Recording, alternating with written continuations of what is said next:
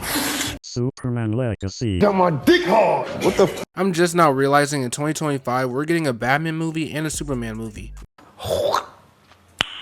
Nice. They both look like they have the potential to be the best movies made for the character because in my opinion Superman peaked in the 70s and the Batman is my favorite Batman movie. With all this news coming out about Superman Legacy and their casting information just really gets me excited for the direction it's going. I mean, the castings are a mix of fan cast and just some great actors like Samara Weaving.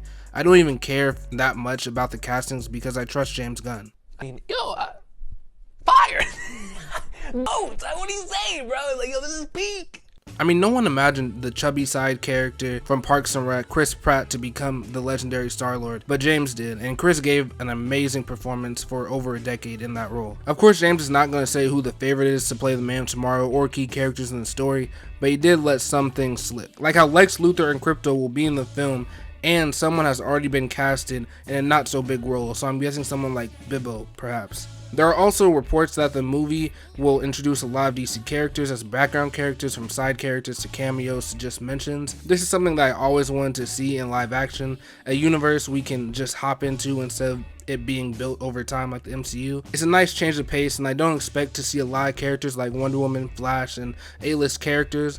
Maybe Batman, but I think we will definitely see Mr. Terrific and maybe characters like Booster Gold and Vigilante, and you know, characters that are set to appear later. I also think we have a chance to see a fresh interpretation of Lex Luthor. Not that fresh, but I think just how Snyder tried to modernize Luthor to the times by making him like Zuckerberg or Elon Musk, Gunn will do the same thing and make him a character similar to the dceu version. Not only is he an egotistical maniac, but he also has a red pill or Andrew Tate type of attitude. I mean, basically just imagine a man who keeps his mind and body at peak human shape that he works for every day to get, just to see an alien be birthed with his extraordinary powers and gifts. I think that works and just fits for Lex in my opinion. But on to the Batman. This will be Matt Reeves' second effort with The Dark Knight, and with the way he left things from the Batman, it will definitely be an interesting sequel. Before we even get into the movie, we have to talk about the Penguin show, which looks amazing. We can see Penguin make his way up the hierarchy of the Gotham underworld, and most importantly, see how Gotham is doing after the massive flood. It's rumored we will see Clayface in the sequel, which I think can be cool. I just hope they do him justice with a comic accurate adaptation and not do the Bronze Age thing I've been hearing about where he just uses clay faces to disguise himself. I personally wouldn't mind if they did Hush because Reeves is a fan and I know a lot of people are nervous about that because Hush isn't the most interesting character. I think from what they set up in the first movie, it would be obvious Bruce will have a bigger role in Gotham, and with that will come people trying to take advantage of his kindness, or even try to tarnish him and his family's name again.